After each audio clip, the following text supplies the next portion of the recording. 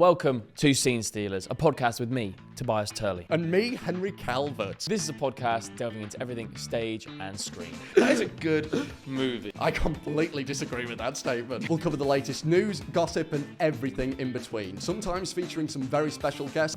Kermit the Frog, okay. And sometimes it'll just be us. We'll play some games, we'll answer your questions, and we'll have a good old time doing it. You look like Gonzo. How dare you? That is the stupidest thing you've ever said. It's always pissing Katy Perry. Oh, what have I gotten myself into? See you there.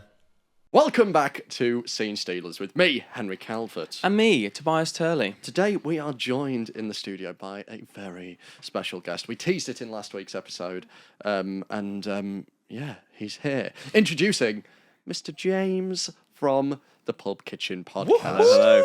A contemporary from the world of film, podcasts, and social media. James, how are you today? I'm very good. You're way too kind, calling me a very special guest. But No, you are. A privilege to be here. You're the very first guest. That makes you very special. I'm honoured. I was saying this when I met George, that I've listened to your podcast for so long, and so to have you here is an amazing thing for us it's and an honour. for me. You know, You're very I think kind. it's really great. George wishes he could be here. He's gutted. He unfortunately had to be in his flat, which is a really unimpressive It's reason probably to a not good do job something. that he isn't, because Because that couch is way too small. We would be for two all in. people. Yeah, exactly. We would just Yeah, the average height with George. We'd get one here of you in would- between. lying between across, I us, think. Yeah. But no, All very showbiz. it's great to have you on. Thank you so much for having me. Today, well, we thought we'd discuss things about kind of being an influencer in the film space, how you got into all of this kind of thing, because we're very new to the podcast. I'd love to pick your brain. Let's do it. Exactly. But so, you've been influencing a lot longer than me and George He's have. influenced so many people. I've been Influence me. in the world of influencing for 2.5 years. Do you like the word now. influencer? No, Or do you prefer, like, it makes me content feel like a Love creator? Islander, and I hate it. It's a bad label for what the job is. I don't feel very influenced by anyone, Yeah, so, I really don't like especially it. not on TikTok or. So I feel like, yeah, you're a great content creator. I feel like influencer is a term that was given from like an internal corporate marketing verb that was attributed to how we can use these people. It's like a buzzword. But it's like it's how you would use that person to sell something, but it's actually not what any of us are trying to do. I'm not actually trying to influence anyone. Actually, no, I get that. I mean, someone's trying to influence me to buy a product that they're selling, or Yeah. It's like the- a secondary effect of the job I that don't also like it, makes though. people money. that makes But sense. do I've you kind like of always it? wondered. Influencing or the label? Well, both. Do you enjoy? I enjoy it. Yeah, it's very good fun. I'd Yeah. say it's like it's always been a pinch yourself. Oh my god, I'm actually doing Yeah. this as part of my work. That's an incredible privilege, and I recognise that anything I do moan about has to be put in like a reference for how other people do their jobs. Yeah. Or Yeah. like, this is amazing, but it's also like a strange and interesting world, and there are caveats to it. But like all in all, very. How cool. did you get into it in the first place? Like, what kind of drew you to? So podcasting I and all have that? always worked in media. I originally worked in television. So I left uni, started running on TV shows. Absolutely loved it. It was like the best way to have a job without feeling like I had a job. Yeah. I did loads of I was on the editorial side, so it was cooking shows, chat shows, and I was like a researcher and an AP. So all very much production. And I always, even when I was at uni, I studied psychology, but all the best stuff I did at uni was like helping friends out with plays, directing plays, helping mates out with media Because projects. that's how you and George met. That's how me and George met. Yeah, we did a play of a production of, ironically, Posh by Laura Wade, which is like basically you get 10 privately educated boys together and they get to just behave in an obnoxious way on stage. But no, really, really great fun play. We met doing that, and like all the best stuff I did at uni was production stuff. And so while I was at uni, I was like, I should probably work in production because that's kind of like where this is all leading. Took a year out, ended up dropping out of uni because I started working in TV, got offered a full-time running position for the September I was going to go back and do third year, and I just still have not gone back to do my third year. And I don't It's think on the that- to-do list. Yeah. We'll They're get it still done at waiting for some me. point. This year, I swear he's coming. His attendance is awful. Terrible. And then just started working in TV. Loved TV, but it was the more editorial side of it. So it was like writing briefs, interviewing guests, and sort of like preparing the show. Right. Realized I could get paid more if I was a shooting researcher or a shooting AP, where like you basically use camera. Started doing that. Got to the end of my TV contract, and just there wasn't that many exciting things going in TV. Like the job market was getting very scarce. Like it's even worse now. Like I think it's an 80% unemployment rate in TV, which is really sad. It's really bad at the moment, just because. Commissioners are very risk averse. It's a very sort of like challenging landscape. Nobody wants to commit. It's very expensive to commission the first season of a show. Yeah. because you have to pay for all the development costs. My Whereas, show like, got canned after one season. right. So did mine. It's really expensive. It's like it's much cheaper to make season 20 of The Apprentice, which basically runs Yeah. itself because all the team know how to make it. So TV's in a bit of a I'm talking about like linear TVs in a very difficult space. But yeah, I just started shooting stuff, and I ended up starting to work in the commercial world. So somebody was like, "Oh, do you want to do some camera work for like Asahi, the Japanese beer?" Yeah. So I ended up doing like commercial Great branded beer. content, and then from that, just kept meeting people and doing loads of different branded stuff. And I kind of never really went back to TV. That's And so then great. I was like panicking during COVID, being like, the world is going to end. I'm very much as a freelancer, I'm dependent on other people bringing me work. Me and George actually tried to start a film podcast in 2017 or 2016, but we just couldn't get it going, and it fizzled out. And George had like complex stuff with work. And like coming out of COVID, I was like, let's give this another go. Do you want to do it? Let's do video. Let's do it properly. Let's basically just be better than That's we were really 5 years interesting. ago. Was And it we under just- the same name? No, we had no name before. One of the names we wanted to use was Cling Film. Oh, I really like that. Yeah. No, I really like Yeah, that. that's quite good. Yeah. But we just never would. There are actually somewhere like really old trial episodes we did from like 2017 of our old podcast where we like. Oh, I think the reviewed people loads would of love them. to see that. Yeah. They're like hidden on my like personal YouTube in like a private thing somewhere. But yeah, and then we've just been doing that ever since for like 2.5 years. Cling Film. That's amazing. So, where did the love of film originate? Because this is like the basis of everything that you do. Where did that start? Definitely with Spielberg and Star Wars. Yeah. So I would say, like a lot of people, Jurassic Park and it would have been the prequels when I was younger would have come to me at the perfect time. So whenever Phantom Menace came out, I was at the exact perfect age. All the toys were coming out. It was huge. So I probably watched Phantom Menace first, and then there's this really distinct memory I had of my uncle coming in on like a weekend and seeing me watching the Phantom Menace on VHS, and he was like, "Why are you watching that shit? Let me show you some real Star Wars." What, And is then this real cinema? I was like, "What do you mean? This is perfect. Darth Maul's everything I've ever wanted. This is pod racing." And then he got me the original 3 on VHS. I remember I watched 4 and 5 in one night, found out Darth Vader was Luke's father, mind blown. What? Was forced exactly. Spoilers. Was forced to go to bed. Then watched Return of the Jedi twice the next day, and forever was converted. And just, loved films. I think we need to mention at this point that as of the day of filming, James Earl Jones passed away last Oh, night. no. yes. Really sad That's to hear so that. sad. Moment of silence. Yeah. A father in so Father many to us different all. spheres, yeah. Father to us all. It was a moment. Okay, there it is. That was fine. It was a very brief moment, but Yeah. The Lion King. Yeah. And Coming also to the America. voice of the remote control in Click with Adam Sandler. You seen that? Oh yeah, I have. Where I was like, "Is that James Earl Jones?" And he's like, "Yes, it's me, Yes. James Earl Jones." God, that's a deep pull. Deep cut, yeah. He was also in that one episode of Big Bang Theory. Brilliant episode of Big Bang Theory where they go With to Carrie Fisher's Sheldon. house. Yeah, and the Yeah. Ding Dong Ditch, Carrie Fisher's house, Yeah. and then they're on the what's that called? Big Wheel. Yeah. That's a good episode. Oh, James Earl Jones, what a guy. Yeah. In that episode, he's like, Sheldon comes up and he's like, yeah, you've seen me in Star Wars, and no one ever comes up saying hello for my other works. You know, I've done this before and this and this. But you and even don't right now, I'm care, like, do what else you? has he done? Yeah. You don't care Has he about been that. doing? Has he always been doing Darth Vader?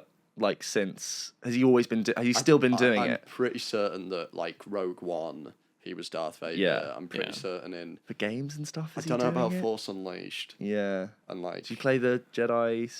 The Jedi. Oh, yeah, thing? Vader's in that. Yeah, Jedi spoilers. Survivor. Yeah, he beats up Sarah Junda. Yeah. I was showing my real nerd colours. Yeah. At the end of the first one, he's there. Yeah. Yeah. I'm not too sure. Yeah. Maybe. But James Earl Jones is no Yes. longer with us. That's such a shame. Very sad. But yeah, Spielberg, and then growing up after Star Wars, kind of continued a Yeah. lot of film, and then I mean that kind of influences theatre performing as well. I guess. I Yes, imagine. totally. Like, Yeah. so all of us who were doing theatre were all massive like film nerds. We'd all just like go to the pub afterwards and talk about film. And then like I guess when you're in your late teens and early 20s, like you really start to challenge the kind of films you watch. You watch stuff that it's always that nice moment when you start to watch films that you're quite conflicted about, and it's not just whether or not it was good or was it bad. You're like, oh, I'm actually not sure how I feel about this. I have like, and then someone else might not necessarily like or dislike it, but they receive it very differently, and that's always where I think you sort of That's the best part. Totally, like you're enhancing your understanding of films. I wish I had that. Like, I absolutely adore my cast at Mamma Mia, but there's probably no one I could talk movies with. Right, yeah. And if I do talk movies, I'm like, I am sticking out like a sore thumb here. My biggest red flag So- is when someone's like, I don't really watch films, and I like internally explode. Yeah, Well, what do you do? I love them so much, but oh, come on, let's talk movies, baby. Yeah. And that's why we're here. And that's why we're We here. found each other. Exactly. Yeah, drop me a text. Should we go for a coffee? Yeah. Sure. You And can he said charm me. yes. My other pet peeve is like people who can't just like have a different opinion from someone. So Yeah. if I said I loved a film and you said you didn't, I'm not like trying to convince you that What? you You're should wrong? like it. I'm like, what? What do you think? I'm always like, oh, interesting. I would never be like, why don't you like it? Right, I would have the conversation about, oh, what didn't you do? But I'm never personally offended when someone doesn't like I feel like I'm something. a little bit like that if it's Yeah. a movie that I just adamantly adore. See, that I understand. If yeah. someone tells me they don't like Ocean's 11, I'm going to make you like that movie. Yeah. But if it's something I'm like, oh yeah, it was a good movie, you don't like it, yeah, that's fair enough. Yeah, but some people they get like they'll feel uncomfortable that you liked something that they did. Maybe there's like vice 5 or versa. 6 movies, I'd get a bit like, Yeah, you we don't all- like that movie. I say that I'll be very shocked for some things. Like, how could you not like blah blah? But at the There's end some of the day, things where I'm more like, you like that. Sometimes I'm probably more offended if you liked something that was Yeah. like actually crap. Rise Like, of the I- Guardians, Tales of Gar all come to mind. Have you watched Rise of the Guardians, Legend, Tales of Garhul? Or whatever no, it's called? no, I've not had the privilege. Oh, Zack Snyder directed this animated film about owls. It's always fucking. Oh Zack Snyder. my god! Right, Zack Snyder don't make a good movie. Like 300, pretty good. Everything else, Is it though? Have you rewatched it? yeah. Come on, I've crank a few beers with the lads. Come on, he just kicked him down a well. Like when I yeah. was 12, yeah, 300 Yeah, was exactly. awesome. I mean, few beers in, you're all about 12 again. Anyway, in the school playground, we were just screaming the lines. Does it and need a throwing- rewatch? Because I've not watched it in a long time. I have a feeling it doesn't. The style and the sort of like the over stylized way it looks and the CG combined, it doesn't. I don't think it ages now that imagine that, but animated with owls. well. How did you get that greenlit? Legend of the Guardians, the Owls of Garhul goes so hard. Hot off 300. it's- Zach, what's your next Yeah, project? We're it's so You don't wanna animated know. owl movie. Brilliant. But I was saying, like, when people like a film that is definitely crap, that's where I start getting on my high horse. Because Yeah. I was speaking to someone and they were like, "Oh, I like Madame Web because girl power." I was like, yeah. No, I don't don't like think girl you power? understand. I don't think Yeah. you like what. Or, it's like when you got me on the pod to talk about Madame Web. Yes, thank you for that. And I was in the car. I think I was driving back from London one time. Yes, you And were, I just ranted and was raved brilliant. about how terrible it was because these two were just like, "Look, Henry, we really don't want to watch this film. Do you mind just jumping Can in? you just do the review?" I was like, "Fine, fine. I want to tell brilliant. the world how crap Yeah. this is." Yeah. Wasted my Valentine's Day I've watching not that seen with it. Joe. You watched it on Valentine's Day? Yeah, with H said Joe. Hurts Joe. I think that is possibly, objectively, the saddest Valentine's Day ever recorded. I was Fancy Madam Web? I was seeing someone at the time as well. Sorry, I would love to hang out. wasn't Me even and the singing. boys just rented Madam Web. I was seeing this girl and I was like, and to be honest, I can't have been that into her. Clearly. Obviously I was like, not. Why didn't Henry spend Valentine's with you? should we go for dinner? He Sorry. rented Madam Web, but he had 48 hours He was to watching watch Madam it. Web and Morbius Got to watch all day, double feature. Crikey Moses. Yeah, no, that was an odd time. Yeah. Anyway, James. Speaking of so films we good. like and dislike, Yeah. pretty famously, or maybe infamously, you don't have Letterboxd. I don't know. I was searching for you last night because I was doing some research. Do it. Hang on, careful now. Find me. And yeah, I couldn't find it. What's the deal there? Yeah, it's basically George has been going on about it for a really long time. I'm aware, yeah. Says, and it looks great. I followed George. George at George Pulp, follow him. He represents the podcast on yeah. Letterboxd. At the moment, it just sounds like a lot of admin, but I know I'm wrong. It's like, yeah, you've just got to list all 5,000 films you've ever seen and rank them and rate them. Yeah, but once you do that, Then I'm sure it's fine. I might say on holiday by the pool, I might just Yeah. One whack of it on. the It's laziness. 3 basically. best days of my life was the 3 days after downloading Letterboxd and going through you guys in the sponsored? search bar. really sad people. Was going release year Yeah. all the way back to like 1920. Yeah. Just logging every movie. I didn't review them. I just saw that and I was like, oh, I've seen that. And if it was something I really knew I loved, then I'd give it a star. But if it was something I hadn't watched in a couple of years, I didn't. Yeah. But then I bought Patreon. And I just started changing the posters on all of them, and oh my god, it's a real kick. Oh it's my god, Letterboxd is so good. It's so good. The amount of dates I've been on where I've recommended Letterboxd to them, and I do the whole I'm literally about to change your life. Yeah. I pull a Hamilton trick. It does. I know about I'm to in the change your wrong. life. It is just laziness. Yeah. And I do need to do it. You strike me Yes. as a woman who's never been satisfied. Yes, download Letterboxd. That'll satisfy you. First line on any day. Absolutely. But Letterboxd famously has a 4 favourites feature. Yes. And we would really like to know what your 4 favourites are. Okay. It's ever evolving, and I'd say course. it's always dependent on my mood and what season I'm Yeah. in, but I will give you some of my favorites. One of which is, I'd say, for a reason I said before, where it's like you start maturing your interest in film and you come across a film that's I always know if I like a film, if it really sticks with me and it's challenging me and I'm thinking about it days after I saw it, whereas sometimes I'll watch a film and I'll talk about it on the podcast and I'll go, it finished, and I have not thought about it since the credits rolled. So one film that I really liked is Steve McQueen's Shame, starring Michael Fassbender. I don't know if you've seen this. It's the I've film he not. did before 12 Years a Slave. It's brilliant. It's also starring Carey Mulligan. It's a really interesting study of addiction. It's about this guy who lives this very nomadic life in New York. It's Write that down. it's very complex. I don't think everyone loves it. I think it's brilliant. It's really evocative and very challenging. It's basically about this guy who is, he works in finance and he's basically a sex addict. And sex is basically how his addict manifests, but it's essentially all about how he's fulfilling this hole and this need from something else, and his sister from his childhood comes back into his life and essentially completely disrupts his routine, and he's confronted with this old version of himself and this new version of himself.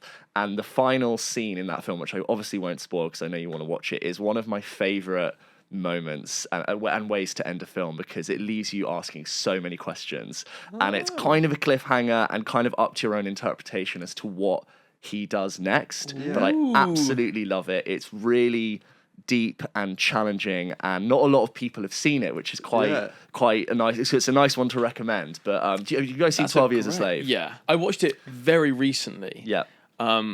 Adored it, and I love. He's got a new film premiering at the BFI Film Festival called Blitz. Yes. With Saoirse Ronan.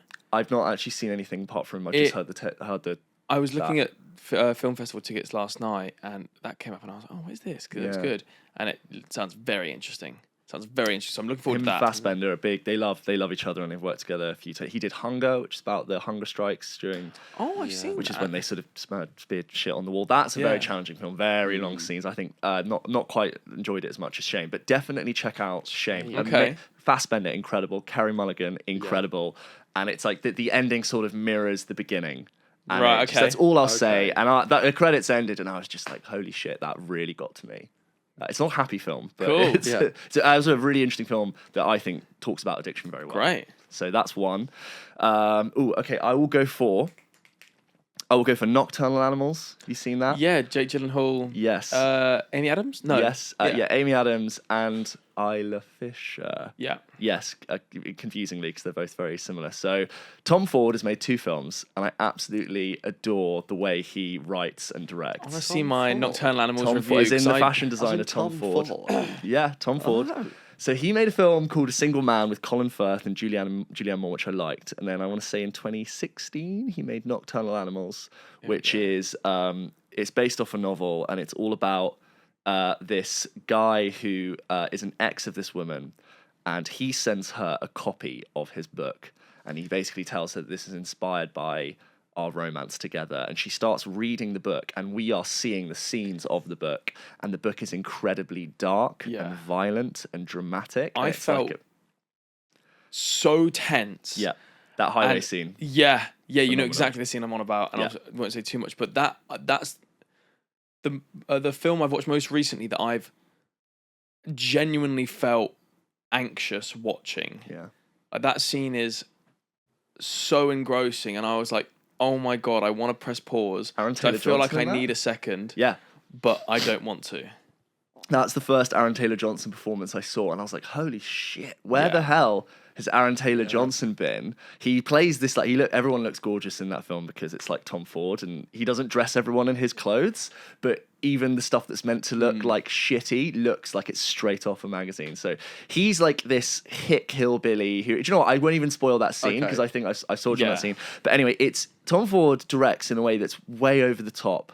And it's so dramatic, and the score is like sweeping and sort of like juicy. But I just adore the way he tackles films, and it's just brilliant. He's not made another film. I heard a rumor last year that he is writing again, and I got so excited because I just really want to see more from him. Tom Ford like obviously has his own fashion label. He like saved Gucci in the 90s and like repopularized it, and is like a very successful fashion designer. He's worth like a few billion quid. I don't think I ever knew it was the same guy. Yeah, the same Tom Ford. And he's only made 2 films, and he's like, I think, a really interesting filmmaker who I really want to see more stuff from. Cool. So, also has a bit of a confusing, obscure ending, Nocturnal Animals, which also I left the cinema. I think, God, that was so interesting, really juicy. Michael Shannon is in it. It's really, really good. It is. Yeah. I was trying to think you played that cop. Yeah. And then your third? Okay, so my third. I am just thinking of. I don't actually have a top 4. I'm gonna go for Arrival. Okay. Yes. A really easy film to recommend to people. Not everyone has seen it, actually. A couple of Amy Adams films. Yeah, it is actually Amy Adams. Yeah, so Arrival, because a lot of people have seen Dune now, and I'll go, you should go and check out Arrival if you're enjoying It's my his favourite sci-fi. It's really, really good. It's like a sci-fi short story about aliens coming to Earth and they're trying to make contact. And that film just broke me in half. The realization of what's actually going on in that film is, have you seen it, right? I think I've seen like half of it. Oh, you need to see it. Henry, stop everything. I'm there nodding. I'm like, I kind of know this film. You need to stop watching that damn TV series and watch these good movies. I am enjoying watching To Catch a Predator, okay?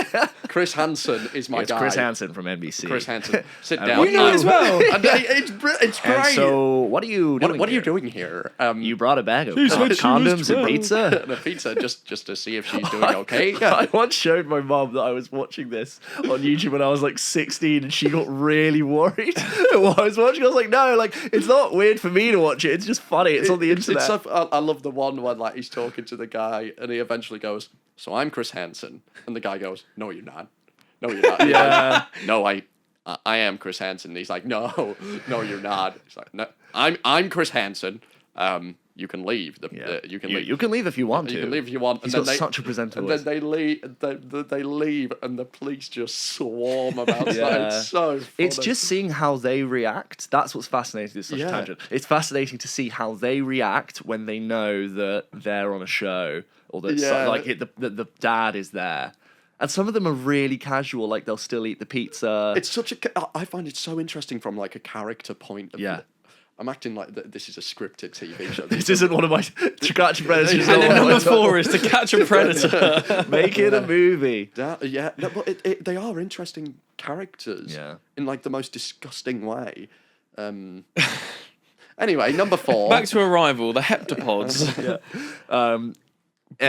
Just completely. But you need to finish it. I promise you, it's really. I think we watched that and like half of Gravity. Oh, but it was like when they first came out, and I was like kind of young and didn't really get what the hell was I'd going on. love to talk about the ending, but All right. Well, for anyone who's listening, plug your ears. And any other Amy Adams movies? any other Amy Adams films? The Muppets. Nothing that I can think of. So I might give you my 4th now. Go on. she in Talladega Nights as well. Amy Adams? My 4th. I don't know. I think she is. So I would say Lord of the Rings, but I feel like it's a bit too obvious because it's like my comfort film. That's allowed. Say Lord of the Rings. Say something nice, because the past 3 have been like multi-layered, like mind-bending, legit thinking for hours after. Whereas people Despicable Me. People ask me my top 4, and I'm like, Pitch Perfect, The Muppets 2011. So I'm going to say either. My film bro answer, they're both film bro answers. So Interstellar, can't go wrong. I'm an Interstellar apologist. I acknowledge all of those films' flaws, but I love that film despite them. And I think there's 2 types of people in this world. There's people who, have we all seen Interstellar? Yeah. There's a moment where we go into the 4th direction, Tesseract, built by the beings of the future to help human beings understand time as a physical dimension, right? People either go, that's a bunch of bullshit, or they go, this is amazing, and I'm behind the bookcase, and I just think this is the most dramatic, emotionally gut-wrenching thing. And you either take that leap of faith and you enjoy the Yeah. film, or you didn't and you were like, well, that doesn't make any sense. And I think that film is just phenomenal, and it's one of the best looking films I've seen. Can never go wrong with a And bit then I'll of say Interstellar. The Departed. The Departed. The Departed. You took that in our Oscars ranking, I think, didn't you? Yeah, because you took fucking The Sound of Music. The Sound of Music. 'Cause I like The Knob. Sound of Music. It's great. It's cute. You took Casablanca. No, did you take Casablanca? No, I did yeah, take not even seen it. Casablanca. It's- Not even seen it. You took The Sound of Music. Yeah, I have. I love Casablanca. Thank you very much. Okay. Eat those fucking words. You took An American in Paris. Not seen it. Yeah, I watched it on a plane. I took it because I knew it God. would spite him. That's amazing. Oh no, what I'm thinking of, he went out of all these 70 Oscar Best Picture winners. I've Went, only I've seen, seen like, 10. 6, That's 9, Right, yeah. and I found that a bit just disgusting, really. I've Yeah. realised doing this, like talking about films with people who like films for 2.5 years. I started being sometimes like, oh my god, you haven't seen that, but then realising like basically everyone's not seen Yeah. something. Something. And there's loads of stuff I haven't Yeah. seen, and I've stopped being outraged when someone's like, they've not seen What? insert seminal film. I'm like, yeah, it happens. You haven't seen Kurosawa's movies? yeah, What? it's like, well, no, I You've just not haven't. seen Ran? By Kurosawa? Yeah. What else have we got in the book? Oh yeah, so I've got some I questions gave for about you. 6 there, but sorry. No, that's great. That's Interstellar. It flicks in and out of my list as well sometimes. As well, Arrival's in it quite often. Yeah. Oh, my pen. Yeah, it's like I said, I've been watching your pod for a while, and you have obviously, like, from my perspective, you nailed the podcasting aspect of it, and then the short form, whatever. So, what is a piece of advice for some new podcasters that may seem a bit unobvious? First of all, you're very kind. It may look like we feel like we figured it out, but we're definitely still always like trying to improve. My main takeaway from doing podcasting for 2.5 years, nearly 3 years now, is that, and I'm going to include podcasting and like growth on social media as part of the same thing. And I mean this for people who aren't already famous, or people who aren't like a top 20 comedian in the UK, or you're not already on television. I mean, like if you're starting from a foundation of 0, or maybe you've got a bit of a following, I would always say consistency trumps everything else. Unfortunately, being a high quality podcast is nowhere near as important as being consistent. Yeah. And we know that because there are many like average podcasts that do very well. I'm not saying that's a good thing, but basically all of these algorithms and these feeds and these networks need content.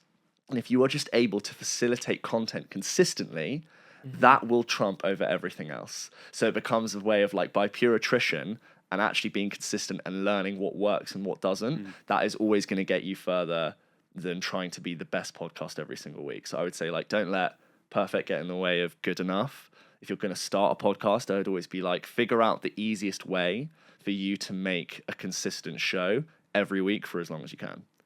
And like, because you're smart and you're interested and you're hopefully engaged in what you want to do, all the other stuff about like how good you are and how well you are at talking on camera and what the show's actually about, all of that will come. But if you're not consistent and you do like episodes here and there, or it's like, yeah, we're going to do 4 and then we're going to take a break and this, I would always be like, it's really hard for people who don't know you to be like, they're definitely going to do an episode this week. Got you. That's my number one piece of advice, is the flow of production to consistency. Yeah. Great. Because everything else is like, I can't give advice on someone who's not doing a film podcast who wants to talk about lifestyle and fashion. 'Cause I can't tell you how to make a good podcast about that. All I could say is that like, just keep doing it. If you're Louis Theroux, congratulations. You can do whatever two you 10-episode seasons a year, and you'll have really great guests, and you'll probably have 5 people working for you, and millions of people are going to probably tune in. But if you're not that and you're trying to grow a community, you just have to figure out consistency. Because I think a lot of people will agonize over their first 6 episodes and be like, oh, we have to make like the highest quality thing, and every episode has to be amazing. I'm always like, yes, you care, but actually just start. I hate my first 20 episodes of the podcast, and I think that's okay because it means we're getting better. Yeah, that's good. That's good. I think it's also different to in doing longer form content like a podcast as opposed to doing like short form. At least for me, it's very different because I upload so sporadically online, Right. like on my personal platforms. Because like, I don't know, if there's now interesting going on, then I ain't gonna post, is it? Right, yeah. But like, you know, the most random stuff will like do well. Whereas with something like a podcast, which people almost treat as a weekly show, essentially, you know, they expect it, and if you don't have that weekly output, how are people supposed to get engaged in the kind of show format. Mm-hmm.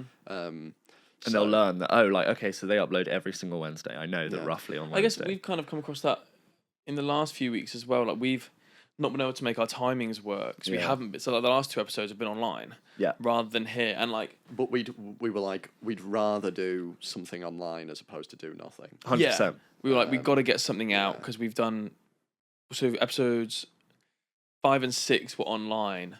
And by that point we were like, well, we enjoy it so much, we don't want to go a week without doing it. So we have to make sure we have some content to go. And if that does mean doing it online, then so be it. We can still make an episode that people will enjoy listening to. Maybe it's not in the studio with the nice background and the nice sofas, but at least it's something people listen to. And it's not like a toxic thing where like no one can take a break and be like, oh, I don't want to do this. You can never stop recording episodes until the day you die. Never stop stealing scenes. We keep trying to think of... Hang on. Do not bring me into this. I thoroughly dislike all the ones he throws in my direction. Like little catchphrases that we can do. Yeah. Like at the end of an episode, that scene stolen. Or like scene stolen section. Favourite scenes where actors stole said scene. Yeah. It's like the cheesier the better. Yeah. Exactly. Come on. Get into that. Let me know. That was a scene stolen. Exactly. Like yeah. Henry. That's a scene stolen. That's a Danish pastry. Stolen. Very good. Girls done. Girls done. There you go. Stolen. Stolen. Is that a real thing? Stolen. Yeah, it's a type of like I think it's Danish. It's like a cake type thing. Stolen. There's a podcast every over there. Like I can't believe they stole our idea. Yeah, every time we do an interview, we could gift people stolen. Yeah, that's some scene stolen. There we go. Let me know in the comments if you would enjoy scene stolen. But. That's another thing. Like, now we've been doing the show. We have like a very set format for the structure of it. Yeah. So we're not every week figuring out what we do. Like everything we're going to do fits into the structure. So like we will chit chat whatever for 5 to 10 minutes. We need that to warm up, and then like there will be either like 1 or 2 films that either one of us or both of us has seen, and it's like that one then that one. We're lucky people send emails every week, and then we end with a game, and that's it. So it's just like, what did we see this week? Oh yeah, that and that.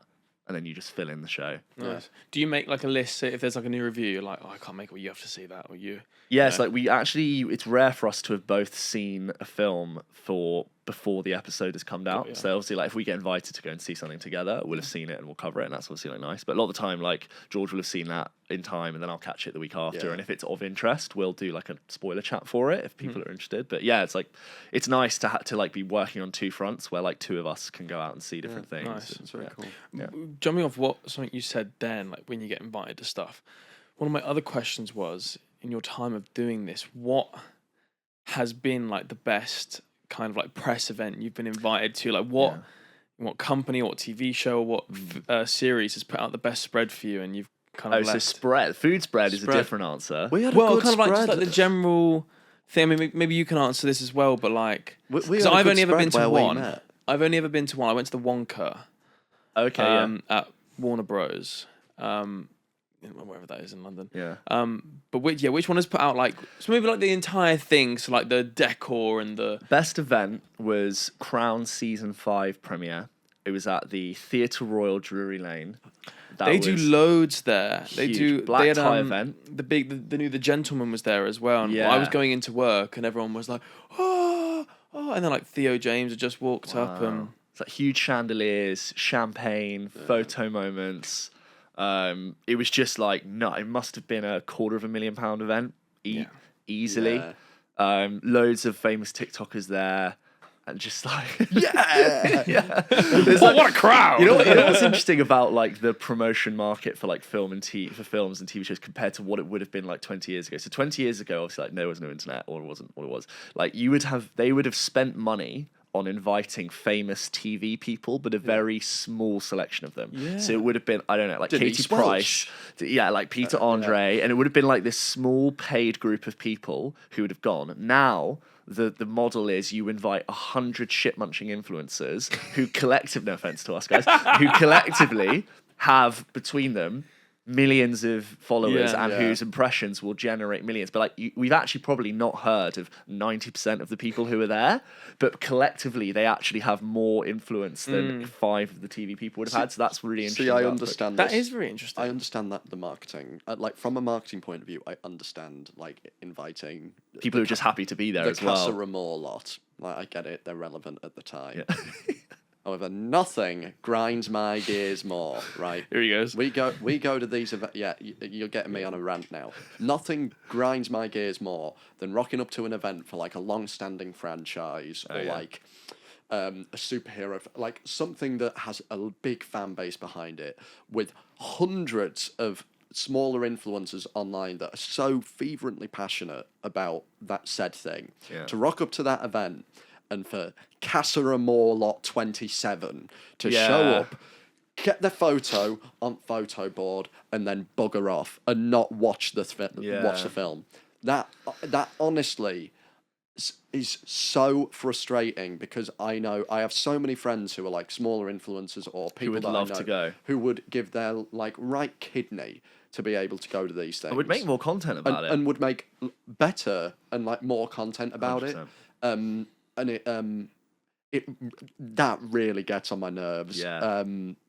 Anyway, on a positive note about events, we actually met at an event. Yes. We met at a BAFTA Rising Star luncheon or something. Yeah, that was an interesting one. Yeah. I didn't even. I think I'd seen you guys. that I'd the- seen your guys' content. I think, and I went up to George was just stood on his own, and I was like, I'm here. I was like, now then, pal, you're right. And then, and then one thing leads to another at least. That was like a twinkly little morning tea thing. It was cute. It was nice. Yeah, me and McKenna Bruce was there. T. Taylor from Dumping Ground were there. Yeah, and we were sat behind Stephen Graham.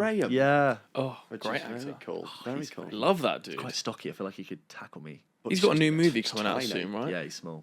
Tackle you Is around the he? shins. Yeah. But He's from best Liverpool food, as well. Yes. pure food, Netflix Griselda premiere, right? Where Griselda was that? with Where was that? that Tapas? was at Mayfair, not Mayfair Townhouse. It's at Mayfair. It was in Mayfair, and Somewhere and then there was an after party at somewhere. I don't even remember where I was. I'd had a few drinks, but the food spread. My God, lobster, crab, steak buns, like, and me and George, like, we like to eat, you know, we're there, you know, and we hovered by the door where it was coming out, and it was like ceviche and like Wagyu beef, and we were just, before they could even get out, it was like 300. we narrowed them into a funnel, and their numbers counted for nothing, and we were just like taking them all down. I easily had 10 times the allocation for one person. You've got to though. It's free. Absolutely, It's free booze, free food. Absolutely. Like, I come on. spoke to the PR guy who's a fan of our show, which is very sweet, who was working at Netflix. We said to him, we were like, his name's Rory. He was like, Rory, the spread.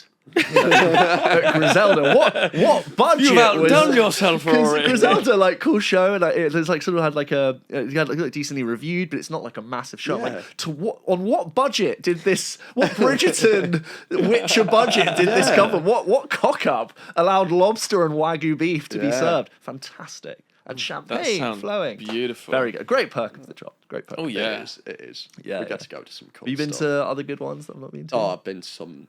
I will say Netflix do always put on a They good do. spread. The Witcher always has a good spread. Witcher, because... Blood Origin. Did you go to the Blood Origin one?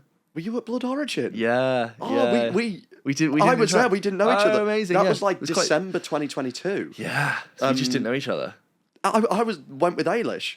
Oh, And nice. I met Ailish there. Yeah. Yeah. So well, anyway. Yeah. No, that was like tankards of mead. And They like did well. It's a like- whole raclette cheese stand. Because I mean, Geralt has potions, and they had these Yeah. lovely blue cocktails with like cork bottles. It was So real, cool. and it was like a leg of lamb and terrible show. My God. honestly, it because I think it was a 4-part miniseries, and they showed the first 2 episodes at this event, and each episode was like an hour, and it felt like 2 hours. Like we were there forever, and it's the only time I've nearly fallen asleep. It was really cheap.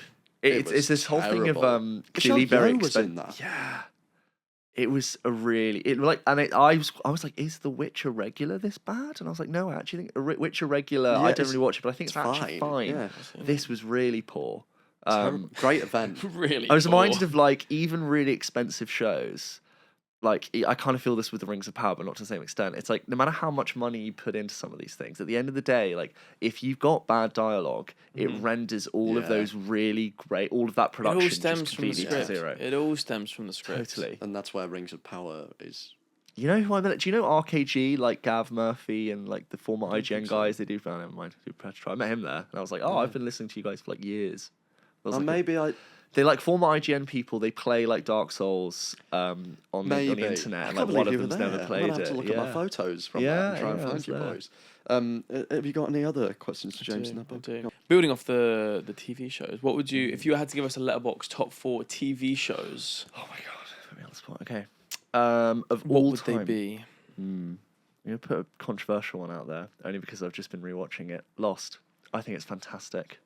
I've not seen it. I know It's it's very. Isn't the fucking ending brilliant. very controversial? The ending Lost? shocking. Ending Right, is yeah. awful.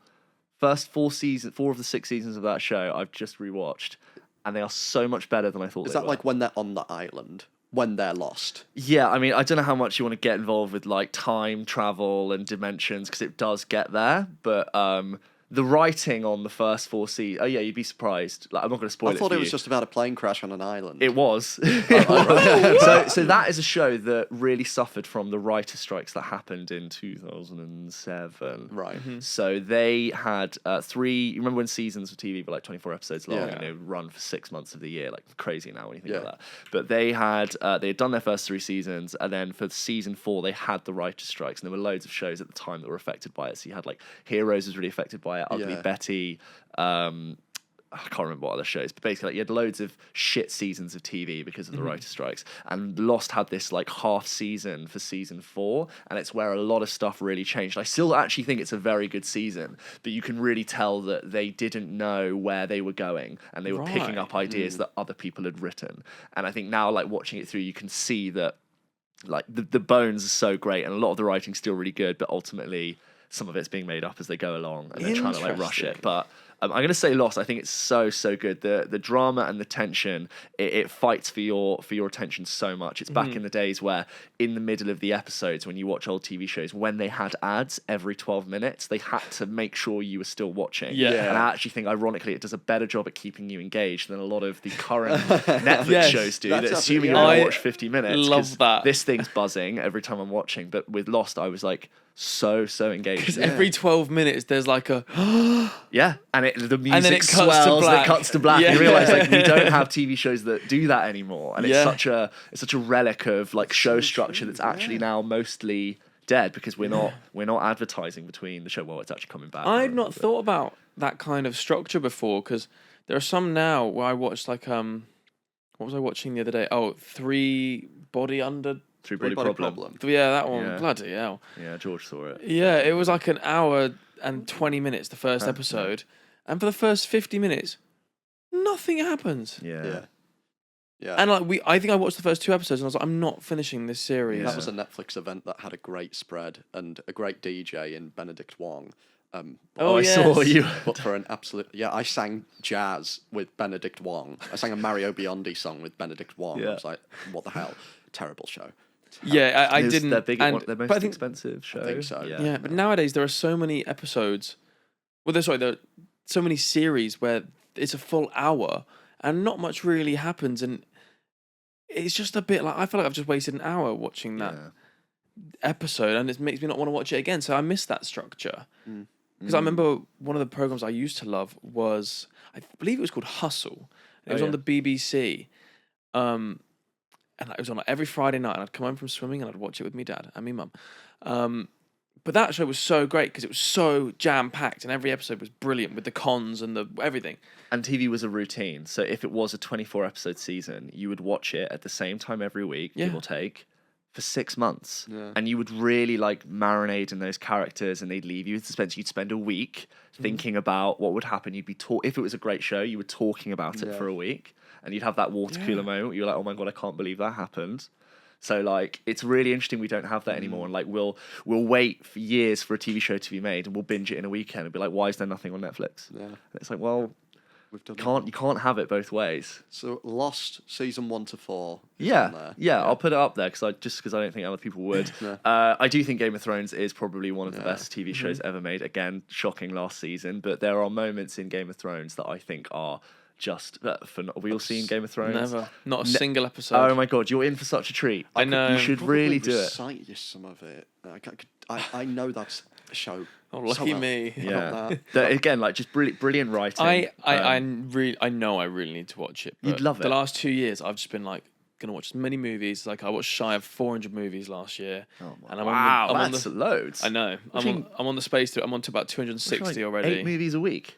Yeah, something like that. Wait, 4 movies a week. I think I ended on something like 385 movies. Yeah. No, it's 8 movies a week. Yeah. That's insane. Yeah, and I'm on the horizon to do that again this year. Jesus, 400. Yeah, my friend. I know some people who've. It's my job, and I do on, like. I'm going to give him a shout out, Mr. Deck Barham. Have you run out of films? I've run out of Netflix. Yeah, he's currently on. Oh my god, this is bad, mate. He's on 444 this year already. Wow, I did like that one. Doesn't include rewatches either. Well, some of Deck's might be. Mine, I tend to not rewatch. Yeah. So is he what? Are you watching films every single day? Yeah. Just every day, or you're. Yeah. Because my general work time, I don't have to get to work till like 6 in the evening. Fine. If there's only one show, if there's 2 shows, I get there at 1:30. Fair play. So like I have the time. I think last year I did like 110, and I was quite happy about that. But obviously, like professionally obligated to see stuff. The film and talkers are just like on another level. Yeah. On another level of viewing. Wow. But, yeah. Lost, Game of Thrones. Game of Thrones. I will give a shout out to. The In-Betweeners. That's a great show. In-Betweeners is Brilliant fantastic. show. I really think that British school culture was a really underrepresented part of culture, and I actually someone said this the other day that there's no real shows about like British uni outside of Fresh Meat. Like actually, like the British uni experience. I think Fresh Meat is It's not okay. really. Is that the one with Jack Whitehall? Yeah. I would like sort of chuckle watching that. I never like really. It It's very doesn't- strange. It doesn't wasn't reach the upper echelons of Peep Show in between. Yeah, there's Oh, really Peep not, is Show. there? Love Peep Show. Peep Show's up there for me. Adore Peep Yeah. Show. I think they could have kept going, but Yeah, you know. you and George strike me as fans of like classic British Channel 4 Yeah. comedy. Fraser. Love Peep Show. Everybody loves Raymond. Yeah, I adore Seinfeld and Curb, obviously, but like Seinfeld for me, I just absolutely love it for everything it was. It's Nice. It's just for what it did at the time, I think it was completely groundbreaking. It's very much like popularized that Jewish style of I just don't get it comedy that is now like basically popular through everything. I think it's brilliant. At the UK office, I love. I think You're a UK boy. Yeah? I'm a UK boy, but I respect the US series. But ultimately, the UK show gave Brooklyn Nine-Nine, Parks and Rec the ability to do what they did. Like that we take for granted that mockumentary style look at the camera thing that's in every show. Yeah. And I think it owes it to The Office. Agreed. I'm a US boy. I've got to be honest. Yeah, that's fine. So George is a US girly as well. But US girly. Yeah, I've rewatched the UK Office like so many times. It's brilliant. I'm a bit annoyed that Ricky Gervais is a bit of a prick now. Yeah, he's not. It's just a shame that He's not he's- landing well with the people, is he? I have enjoyed his older stand-ups previously, and I just really don't like that he's doubled down on his Yeah. jokes. Yeah. I actually like there are individual jokes which, once explained, I'm like, you've almost gotten away with it, but because you've now doubled down on it, you've completely given me the ick for what you're trying to do. And I'm just I've like, never I don't really get been a it. massive fan of Ricky Gervais. Which I really understand that. Like even like extras or I don't know that kind. I don't know. I never really got into those kind of shows that he did. Yeah. But this just to kind of because we're drawing towards the end here of our episode, unfortunately. 5 minutes. This podcast is also very much based around theatre. Yes. Very, very much based around theatre. Theatre, film and TV. Yes. Those are our 3 pillars. And Legend of the Guardians, The Owls of Garhul. Yes. Is the 4th. That film needs a podcast to appreciate it. I tell you, if that doesn't get a sequel Not this one podcast. day, oh my God. It will not be this podcast. But theatre is a big pillar of our show. You're a theatre kid. Of course. You Desperate did for some at attention, uni. narcissistic, does a Of podcast. course, Watch it. of Careful. course. Careful. Dad didn't love him. And in a world around... Wait, What are you on about? In a world. In a world. The dawn of the universe, space, I time. know, in a world, owls are rising. Zack Snyder. What is a movie that you would like to be seen turned into a musical? So my first sensible answer is going to be The King's Speech, film from 2010, starring Colin Firth, because it has a sort of My Fair Lady sort of teach me how to talk comedy thing. It's actually, I thought the film was great. It's a Thomas Hooper film that won a bunch of awards. Colin Firth is brilliant in it, and I think you could do this whole I don't know how to speak, teach me how. I actually really like how King George VI in that is a really flawed and complex character. He's actually quite sympathetic, even though he's flawed and even though he's like immensely privileged. Really works. The dynamic between him and the teacher, great. You can do the whole death of King George V and the abdication of Edward VIII because of the marriage to Wallis Simpson. That whole drama can be played out. You've got a young Queen Elizabeth II there. Brilliant. And then the whole in really the film, great shout. Thank you. You texted me last night, and in the shower I was just like flying with ideas. And then the whole, if you've seen that film, when he does read the speech, which is about, we're going to war, that is played out like a dance, like a fight scene, and you can elevate that with musical theatre, and I think it would be brilliant. It's an incredible answer. That's it's a phenomenal shout. answer. That there's would do loads of so well dramatic with British potential there. audiences as well. Yeah. Oh yeah, and like Brits would love it, tourists would love it.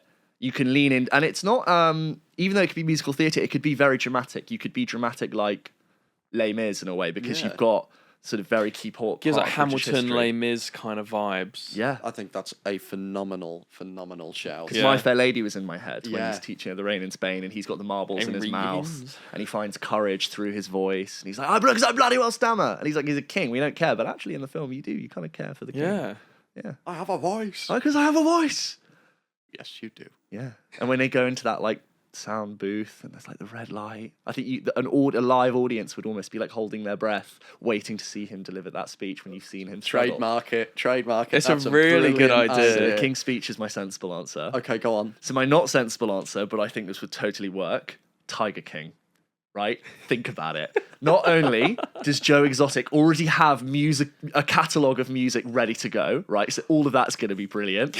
You do Carol Baskin. You get really fun with tigers and puppetry on stage, and you do it amazingly. You tell borrow that the whole life of- story. I can see that. That's very good. Yeah. Tiger King. Maybe there are certain ethical issues about licensing and giving money to people who are convicted of attempted murder. I'll leave that with the production team. Yeah. Leave that with HR. We're just the what are we developing here? We're the development team. Who cares? Carol We can throw Baskin, ideas, whatever. she killed her husband and fed him to the tigers. That is going to be an amazing musical number.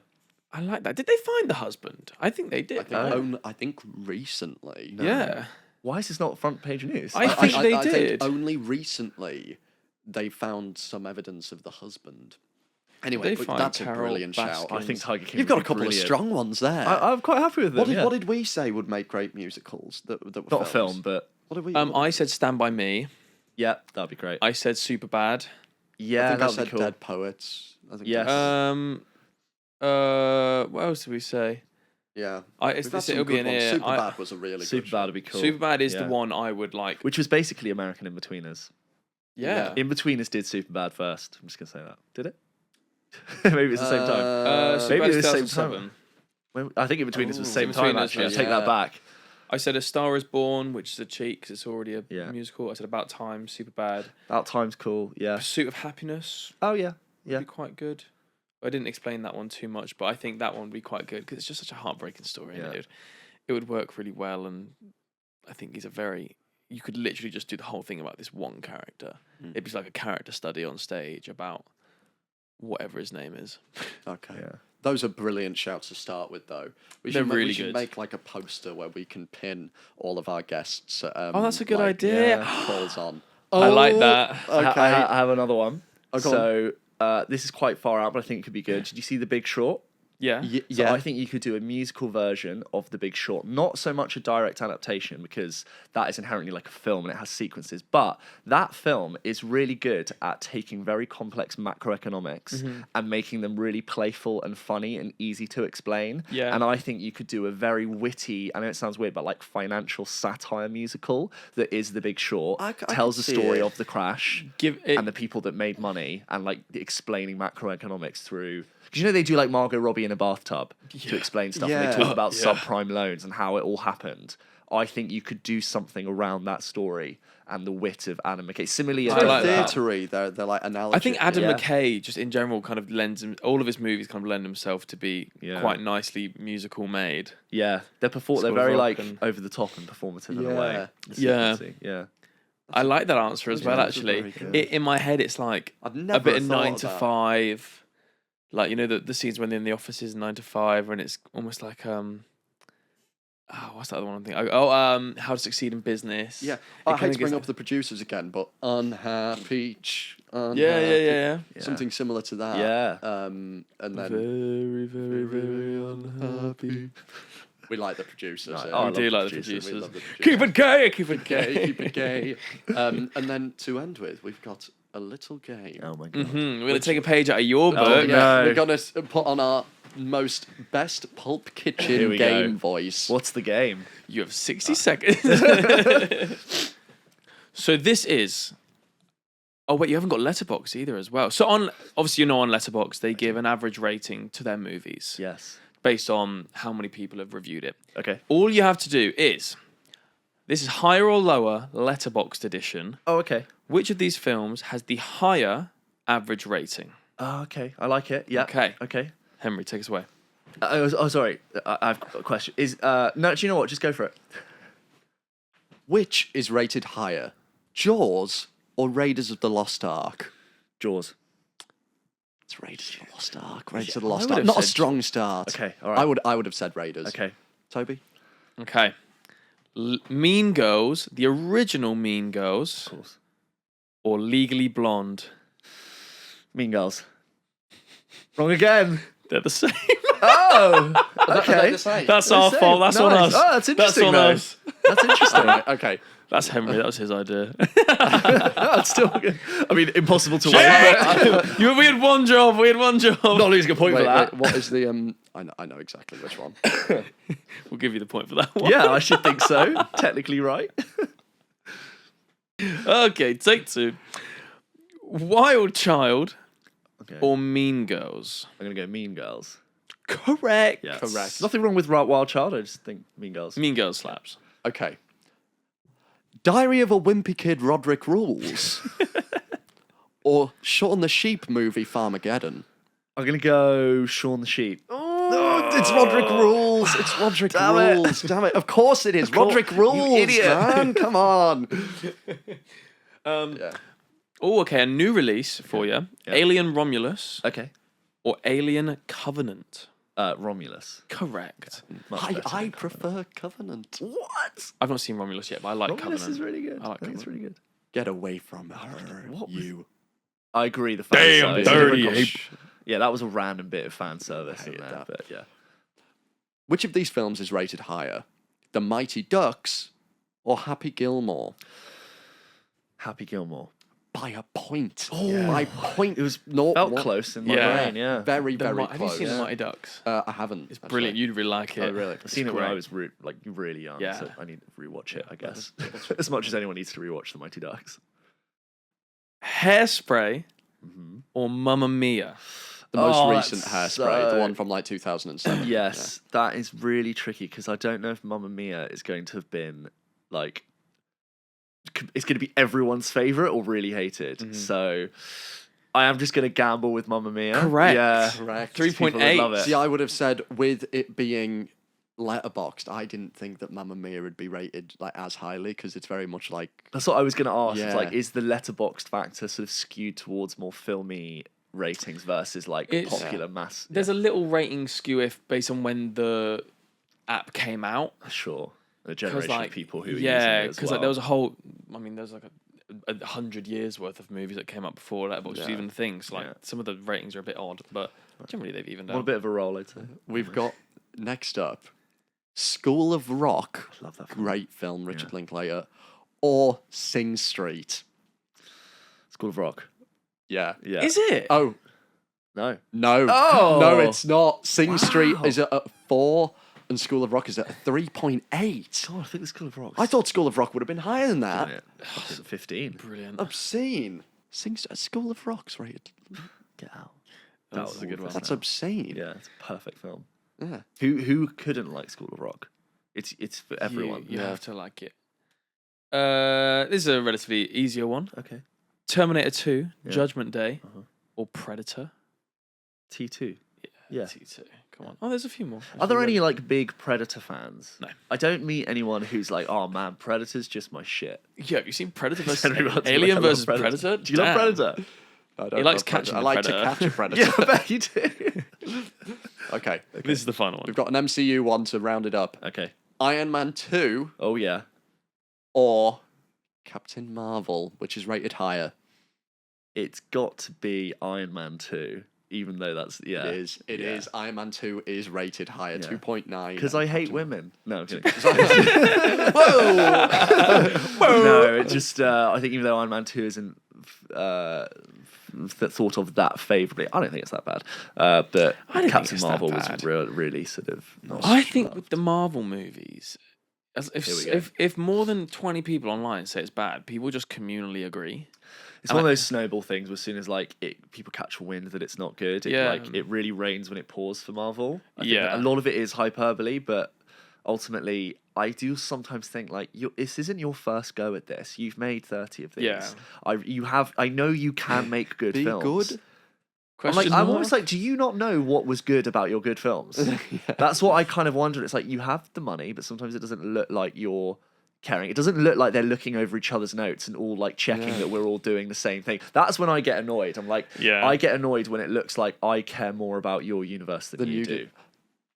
Perfect. Yeah, that is so Well, and true. that's a joyous way to nice end. way to end, because next week our episode will be primarily about It's going to be a Marvel. Marvel-based episode because we Ooh. have some very special Marvel guests on next Very week. special. What? You've got Robert Downey Jr. coming. Yes. Oh my god. Yes. He's doing a Broadway show and we're going to interview him about Hey there, that. Scene Stealers. Hey, Wow. Scene Stealers. Either Toby, new you're mask, the beauty and the geek. same Okay. task. Number one, you've not stolen a scene. Do you want I some myself have stolen? stolen the Have you ever been to Denmark? Great. Well, I But- look forward to hearing him on the show. Whoever's not. We're very looking forward to having him on. And We're not joking. We do actually have some Marvel guests on next we week. do have so some it's Marvel not guests. actually- It's not. Can It's you not tell me when RDJ. we cut? Yeah. Oh, okay. Yeah. Oh, how exciting. It's not RDJ, but we will have a Marvel episode for you next week. So tune in for that. Thank you so much again, James, for joining us. It has been such a fun hour. This was really good fun. Thank This you for was having me. awesome. And where can the Scene Stealer watchers find you? Come check out Pulp Kitchen Podcast. We are at Pulp Kitchen Podcast on everything, on every podcast platform. Come check us out there. We talk about films, we do junkets, we do reviews, we do a bit of news. We're just doing it all, reviewing the latest films as they come out and having a laugh, doing impressions, Absolutely. playing lots of... If you love film trivia, we play games every single show, so just go and check it out. Our favourite film podcast. I've been Henry Calvert at henry.calvert or henry_calvert. And you've been... Tobias Turley, and you can just type in my name. You can find me. Anyway, thank you so much for tuning in. See you next week, guys. See you there. Bye. Bye.